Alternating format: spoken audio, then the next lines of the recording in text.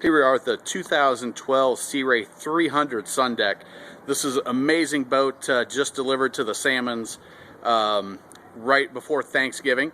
But they've been kind enough to let me go through the boat and show you how why they chose the 300 SunDeck.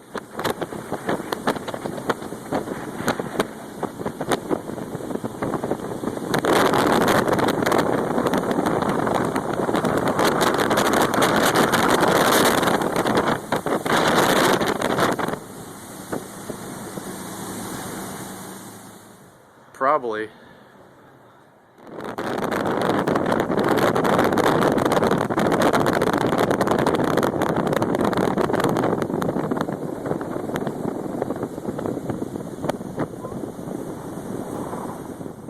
Here we are inside this huge 300 SunDeck, and I'll point out several of the reasons why the Salmons decided to go with this boat. They actually attended the Sea Ray Expo in Knoxville this past fall, and chose this of all the Sea Rays they had an opportunity to ride on.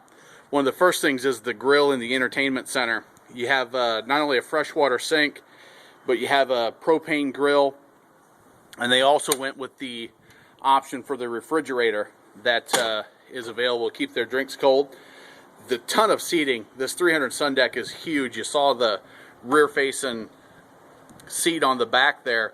The nice, easy, convenient walk-through transom. There's a bunch of storage back there, but then if you look inside the cockpit, you've got a nice little kind of dinette eating area here, which will fold into a lounge area. As we come up, you'll see this convertible seat. I love this option on this boat. Right now, it's set up as a back-to-back, almost big enough for a double helm or a double seat on both sides. But what you can do, and I'm doing this with one hand, slide that back, and now you've got almost a double lounger. Easy enough. You want to face forward, do the same thing. Lift a little lever, slide it, and there you have it. You can face forward and just lounge out. It's fantastic. It's super easy to use, very smooth.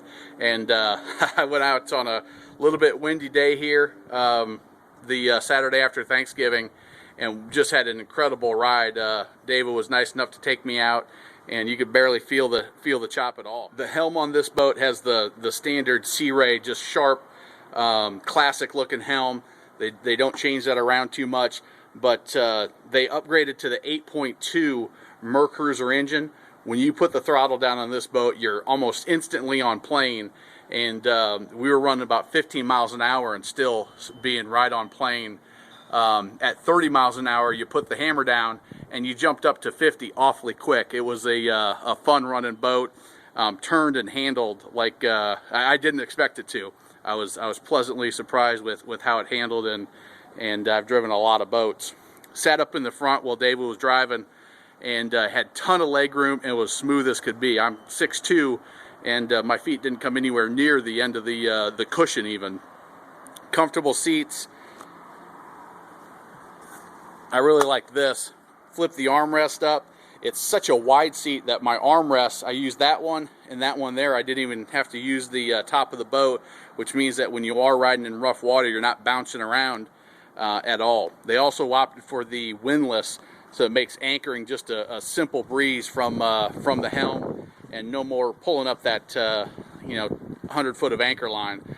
Nice and simple, and the built-in cooler up front as well. Just an awesome boat. I appreciate the Salmons letting me do this quick video to show it. And they're here at the Marina, so you'll definitely see them on the gas dock. Stop and say hey, and I'm sure they would love to meet some fellow boaters.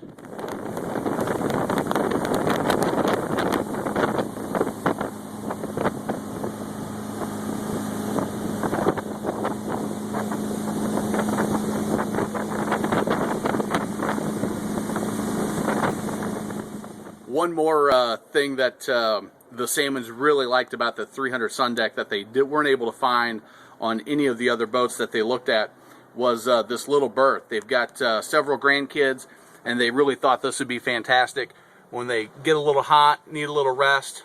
We've got a little berth down here. You can see it goes back in. It's tough to get a good angle. You've got a little port window to get some air back there. But you also, if you can see that cutout in the cushion, you also have some more storage that you can tuck some things down below. your stereo, your electrical panel, and is all back there as well. Looking here in the head compartment, this compartment is huge. One of the things that that Rose loved about this was that it was so big and functional, but it's so big that they even had to set a little step stool down in here so that their grandkids could get in. But just a nice, big, usable head compartment. You've got your sink, you've got some storage, and you've got the actual porcelain head compartment that is easy to pump out with the vacuum flush holding tank.